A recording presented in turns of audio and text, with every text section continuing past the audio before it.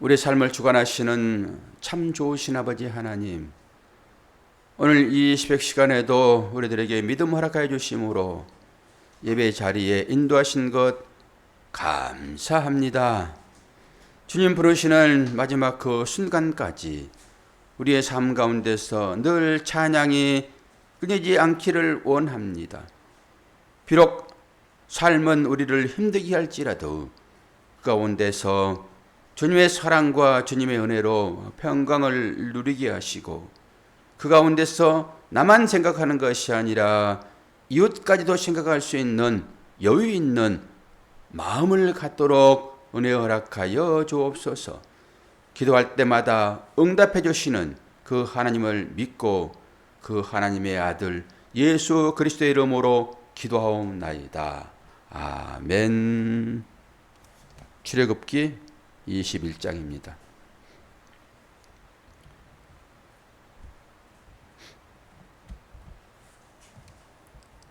(1절에서) 11절.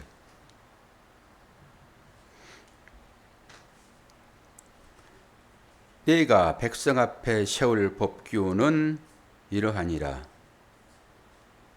내가 히브리 종을 사면 그는 6해 동안 섬길 것이요 7째 해에는 몸값을 물지 않고 나가 자유인이 될 것이며 만일 그가 단신으로 왔으면 단신으로 나갈 것이요 장가 들었으면 그의 아내도 그와 함께 나가려니와 만일 상전이 그에게 아내를 주어 그의 아내가 아들이나 딸을 낳으면 그의 아내와 그의 자식들은 상전에게 속할 것이요 그는 단신으로 나갈 것이로되 만일 종이 분명히 말하기를 내가 상전과 내 처자를 사랑하니 나가서 자유인이 되지 않겠노라 하면 상전이 그를 데리고 재판장에게로 갈 것이요 또 그를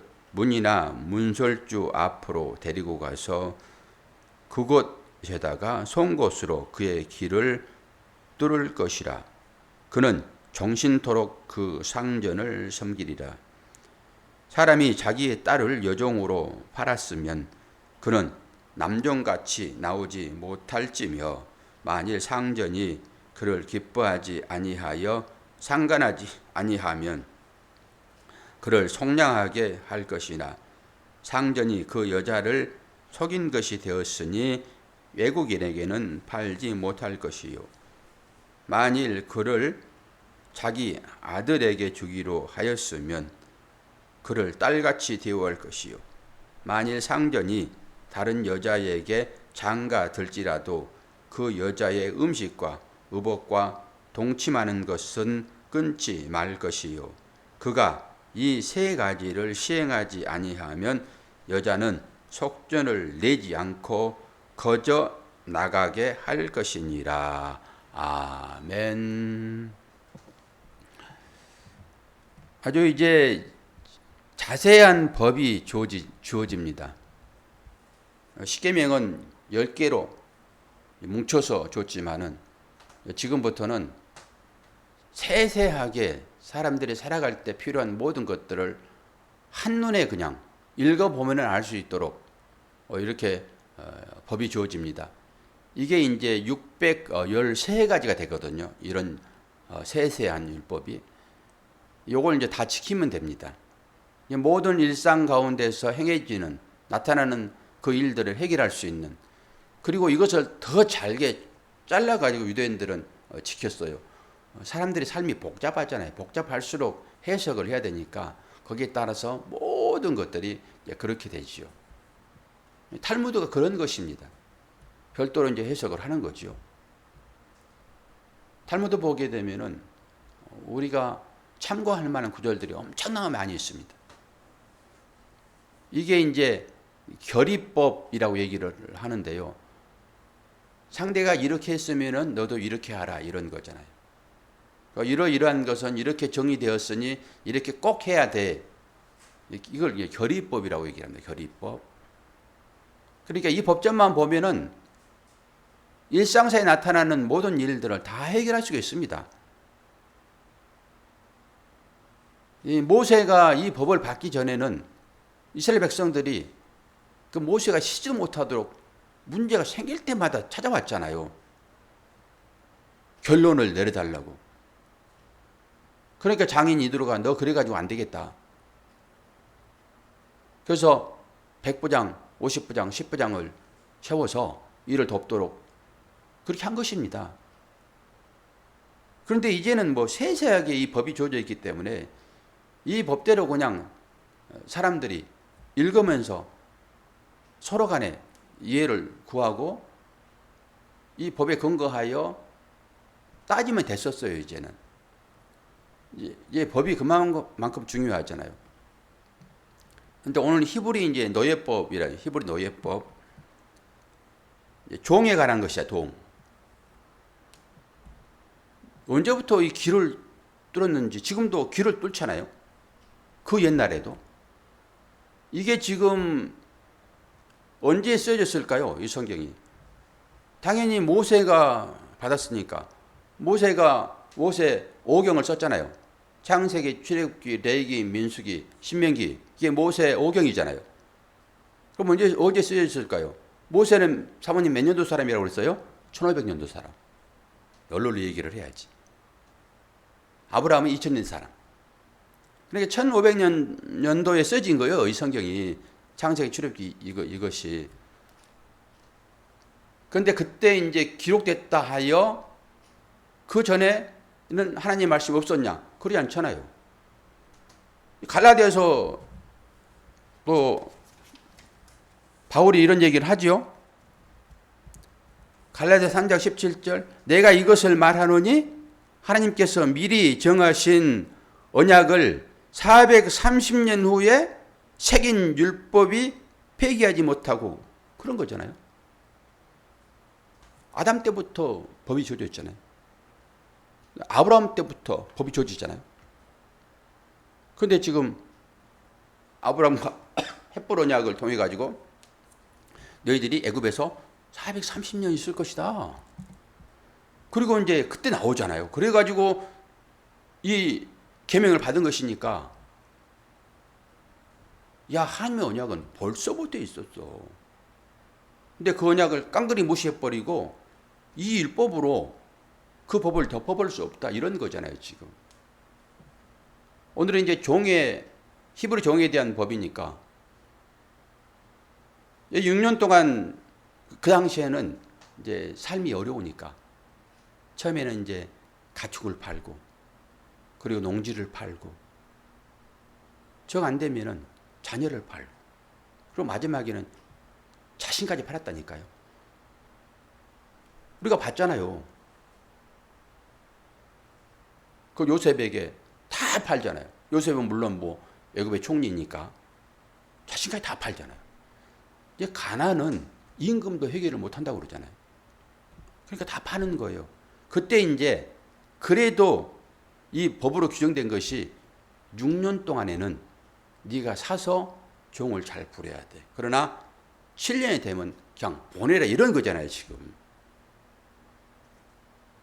그리고 나서 그러니까 여기에 지금 자신도 포함되고 자기의 자녀도 포함되고 남종, 여종 할 것 없이 다 세세하게 나와 있어서 이것만 읽으면 되잖아요. 그런데 너는 이제 6년이 지났으므로 너는 네 의무를 다 했어. 그러니 너는 이 법에 의해서 나가도 돼. 자유를 선포하는 것이죠. 그런데 이제 살다 보면은 또 결혼도 하고 자녀도 낳고 그리고 이 주인이 너무 좋아요. 그러니까 나는 나가기 싫어요. 그럴 때 이제 그 귀를 문틀에 대고 송곳으로 뚫으라 이런 거잖아요, 지금. 그러면 그 집과 이제 하나 됐다라고 하는 의미가 생기는 것이죠. 그런데 어떻게 사람들이 알고 다 귀를 뚫을까요? 요즘에는 뭐 코도 뚫잖아요, 코도. 귀도 뭐 한두 개 뚫습니까? 막 서너 개씩 뚫잖아요. 그러니까 그런 것을 보면서 이 말씀을 생각하면은 의미가 달라지죠. 그냥 무댔고 뭐 무턱대고 그냥 많이 뚫어가지고 말이 걸면 중요한 것이 아니라 어제도 그 잠깐 영상에 뉴스 나오던데 그 아프리카 어떤 사람들은 목에다 링을 걸어가지고 많이 끼울수록 어떤 급이 다른 거예요. 그러니까 차죽이 끼니까 이거 목이 늘어나가지고 있죠. 뭐 기린목이 돼요. 기린목이. 그 평생 그렇게 이제 걸고 다니나 봐요. 그런 식으로. 어떻게 해서 다들 그렇게 하는 건지 모르지만은 사람이라고 하는 것은 태생적으로 아담의 후예 아닙니까? 그렇기 때문에 그런 것들이 다 전수되어지고 있는 것이죠. 귀걸이를 한다 하더라도 특히 귀걸이는 여자분들이 많이 하잖아요. 아름다움을 나타내기 위해. 어떤 사람이 여기다 십자가를 걸기도 하고. 구약 시대에도 똑같이 했다니까요. 근데 그들이 처음 할 때는 어떻게 했을까요? 여기다 우상, 조그만 어제도 이제 금이나 은을 이게 쳐서 이거 만들지 말라고 그랬잖아요. 거의 다 여기다 다는 것들은 다 우상이 우상. 그리고 그걸 빼가지고 주로 귀걸이 뺐잖아요. 귀걸이 빼가지고 시내산 밑에서 아론이 금 송아지 만들잖아요. 그거 이제 녹여가지고 쳐서 송아지를 뒤집어 씌운 거잖아요. 그런 거예요, 그게. 그러니까 주인이 너무 좋으면은 거기 가서 그 문지방에다가 딱 송곳으로 뚫어버리면은 그 당시에 뭐 기고를 했겠어요? 그냥 뚫은 형식이죠, 그게. 그러면 너는 이제 종이 아니야. 그리고 자녀 대우를 해줬습니다. 양자로 삼아진 거예요, 그게. 양자라고 하는 신분은 뭡니까? 자기 진짜 아들에게는 상속을 주지 않아도 양자로 들어온 자에게는 상속을 꼭 줘야 했다라는 말씀이 있습니다. 그러니까 이 얘기가 지금 우리의 얘기인 거예요. 우리의 얘기. 다른 사람 얘기가 아니라 우리의 얘기. 우리가 제 종이 되었잖아요. 제의 노예가 되었잖아요.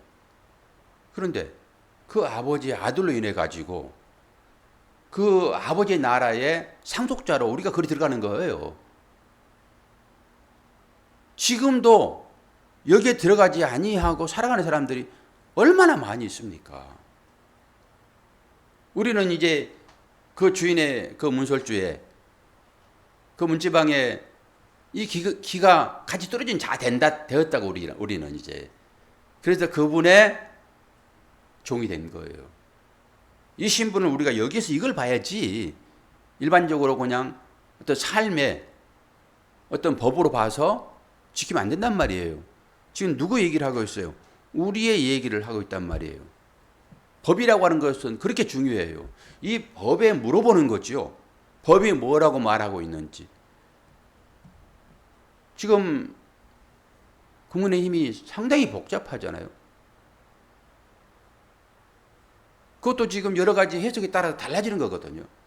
지금 당장은 그 법을 가지고 자기 나름대로 자기 유리할 대로 해석을 한단 말이에요. 근데 최종 판결은 어디예요? 나라의 법에 물어보는 거예요. 사실 정치도 그 정치의 규칙이 있잖아요. 법이 있잖아요. 그럼 그 법 한다고 내서 자기들끼리 그건 해결을 해야 될 일이거든요. 교회도 마찬가지고. 그런데 교회도 싸움이 나고 해결이 안 되면은 세상 법정으로 가버리잖아요. 이거 성경에서 하다 금한 거거든요. 이 교회뿐만 아니라 정치도 마찬가지입니다. 규칙이 되어 있다, 나름대로. 그 규칙을 가지고 해석을 해야 되는데 그 해석을 어떻게 해요? 전부 다 내 유리할 쪽으로 해석을 하잖아요. 아마 결국은 세상 법적으로 갈 거예요. 그래서 거기에서 이제 어떻게 선포되냐에 따라서 완전히 이제 달라질 텐데 법은 그만큼 중요해요. 모든 행동의 근본이잖아요, 근본. 지난번에도 제가 말씀을 드렸죠. 우리가 보고 있는 이 성경은 모세를 통해서 기록이 되어지고, 물론 구전으로 쭉 이어져 내려오기도 하지요. 그런데 이 모세의 법은 BC 1500년경에 기록되어 있었고, 세상의 모든 법의 기초가 되어지는 이 바벨론의 함무라비법 있었다고 했잖아요. 함무라비법. 그 함무라비법은 1750년에서 1755년, 그러니까 1755년에서 1750년, BC 그러면은 점점 줄어드는 거예요. 숫자가 적어야지만이 서기에 가까운 거지요. 숫자가 많을수록 오래된 거고. 그러면은 구약은 1500년도에 모세가 기록됐으니까 모세가 1500년도 사람이니까 BC. 근데 함무라비는 1750년도의 사람이라니까요. 그러니까 성경보다 훨씬 더 많이 앞서서 기록된 거죠. 정경으로 된 거죠. 그러니까 이 정경이 신앙으로 넘어오게 되면은 정경이 되는 것이고, 일반적으로 세상에서 이걸 자기들이 어떤 걸로 삼아서 살면 법정이 되는 거예요, 그게. 그래서 정경, 불경, 무슨 다 그러잖아요. 그런데 이 성경보다 더 훨씬 더, 이 성경도 법이에요, 여러분. 이게 하나님의 법입니다, 이게. 이스라엘 사람들이 가나안 땅에 들어가 가지고 또 여러 가지 혼란의 일들이 있을 것이니까, 가나안은 가나안 나름대로의 어떤 문화가 있고 그들에게도 법이 있고, 근데 그것을 뛰어넘어야 할 그런 것들이니까 우리가 성경을 하나님께서 주시는 건데, 함무라비 법전이 훨씬 더 오래됐다니까요. 불경도 마찬가지고. 그런데 여보 보세요. 이 기독교는 일반 다른 종교와 다르다고 했습니다. 기독교는 생명인 거예요. 모든 다른 종교는 철학입니다. 철학. 기독교는 생명이고요. 철학은 뭐죠? 철학의 근본 사상은 사람이 누구인가예요. 사람. 철학은 그래서 인문이에요. 인본주의. 사람에 대해 연구한다니까요. 그런데 신학은 뭐죠? 신학은 하나님이 누구신가예요. 그걸 우리는 알아야 되는 것이죠.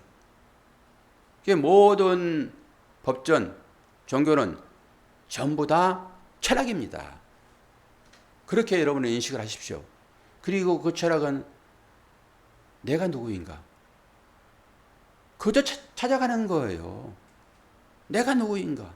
내가 누구인지를 몰라서 산속에 깊이 들어가서 돌을 닦기도 하고, 그리고 그렇게 사람이 깊은 어떤 신앙심을 갖기 위하여 자기 나름대로 어떤 고투를 하는 거잖아요. 전부 철학입니다. 내가 누구인가? 사람이 누구인가? 사람이 무엇인가? 이걸 찾기 위한 것이죠. 근본 가르침은, 신학이라고 하는 것은 하나님이 누구인가? 그러니까 내가 누구인가를 나를 통해서는, 철학을 통해서는 발견할 수가 없습니다. 결국 내가 누구인가는 하나님을 알 때만 가능해요. 그래도 우리는 하나님을 알잖아요. 하나님을 아는 사람들만 내가 누구인가를 알아요. 내가 누구죠? 죄인 중에 괴수입니다. 이걸 알아야 된단 말이에요. 사도 바울이 철학을 공부한 사람 아니에요? 근데 사도 바울이 성경에다 기록된 말씀들을 제가 몇 가지 읽어드릴 텐데, 여러분 보세요. 호시아 선지자가 뭐라고 했습니까? 알자, 힘써 여호와를 알자. 이건 지식입니다. 철학을 알면은 사랑해 보이고, 신학을 알면 하나님에 보입니다. 그래서 호시아 선지자가 얘기를 그렇게 하는 거예요.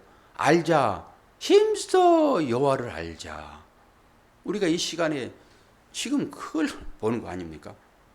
자기 목이 간질간질해가지고 이거 약을 좀 먹어야 될 것 같아요.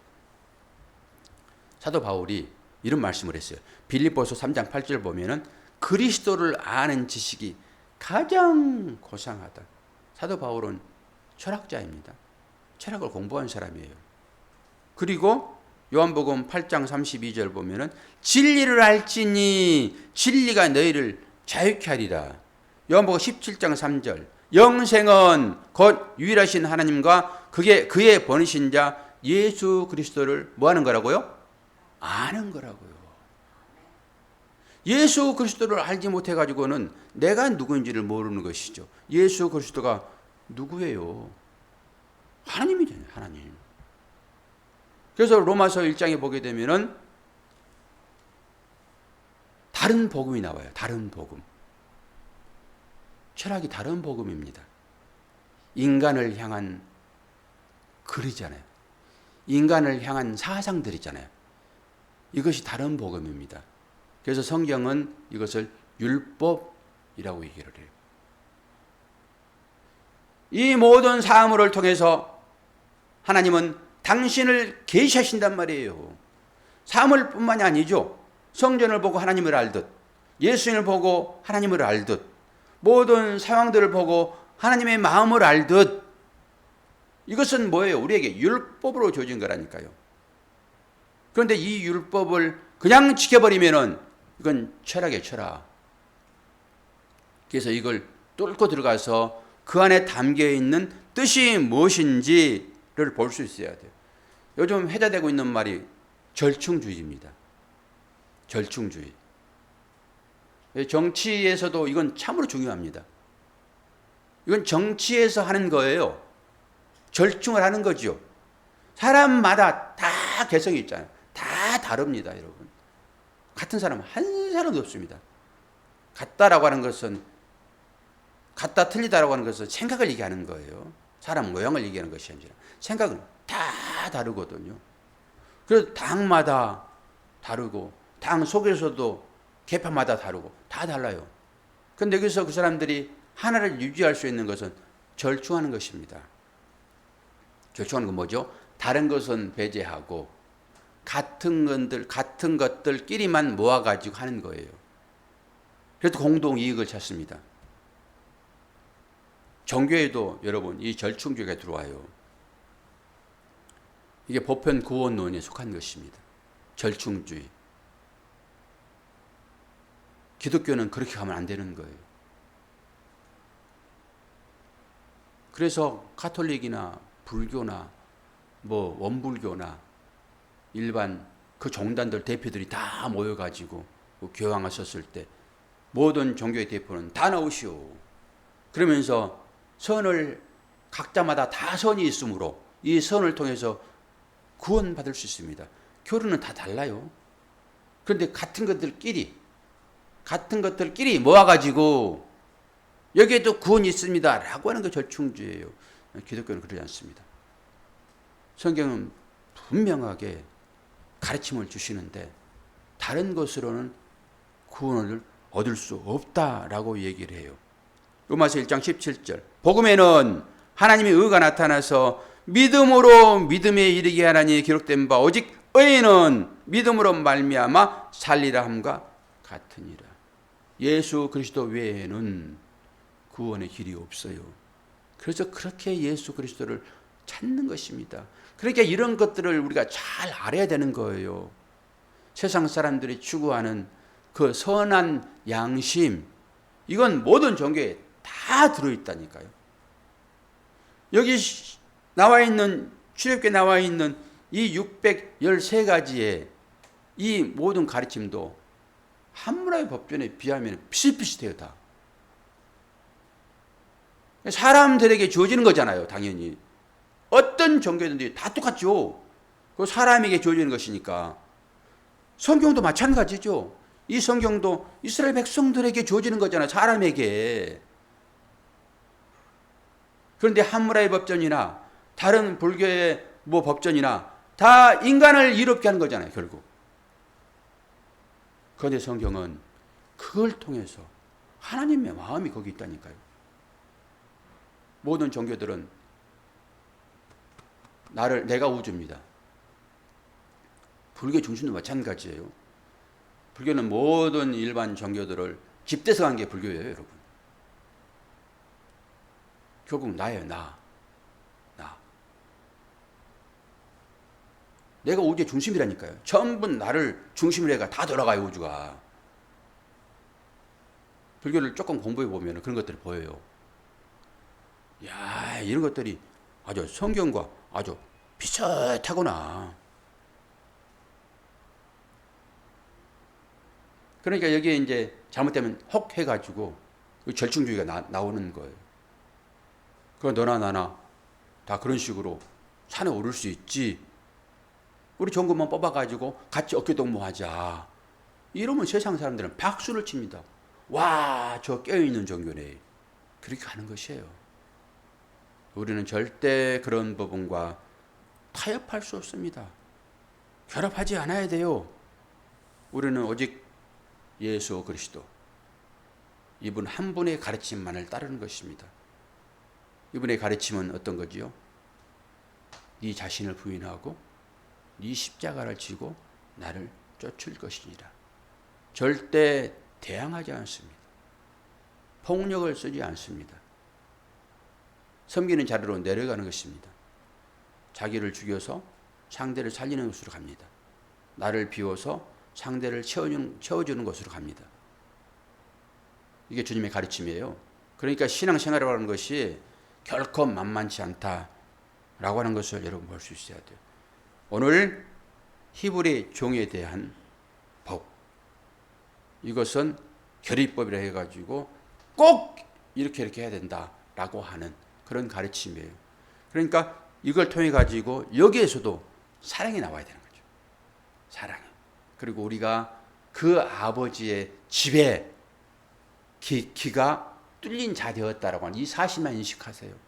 그리고 종으로서의 여러분 사시기를 바랍니다. 종의 개념 다 아시죠? 종의 개념. 오늘 또 그 하나님의 인치심과 그 사랑이 우리의 모든 새벽을 깨우는 성도의 삶 가운데 임하기를 축원합니다. 기도하겠습니다. 아버지 하나님, 이 땅에 살면서 수많은 일들을 경험하게 됩니다. 어느 것 하나 내 유익에 반했을 때 과연 나는 그것이 따랐는지 살펴봅니다. 거의 대부분 내 이익에 반하면 돌아서 버리는 것이 인간들의 마음인데, 주님은 그러한 우리들을 살려내시기 위하여 당신의 집에 우리의 길을 뚫으셔서 양자로 삼아주셨습니다. 오늘 그러한 사실들을 인식하고 그 하나님 말씀 따라 하루를 시작할 수 있도록 도와주시옵소서. 직장이 필요한 자에게 직장을 허락하여 주시고, 건강이 필요한 분들에게는 건강을 허락하여 주시며, 마음에 분냄이 있고 여러 가지 일들로 인하여서 평강이 없는 분들에게는 주님 당신이 샬롬으로 그들의 마음 가운데 찾아가 주시어서 평화롭게 하시고, 이 무더운 여름 날씨 가운데도 우리 모든 성도들의 건강을 지켜주시어서 새벽을 깨울 때마다 그 가운데 기쁨이 있도록 축복하여 주시고, 자녀를 위하여 기도할 때마다 우리의 자녀들이 늘 믿음 안에 있기를 원합니다. 우리들이 믿음의 본이 되도록 은혜 허락하여 주옵소서. 예수 그리스도의 이름으로 기도하옵나이다. 아멘.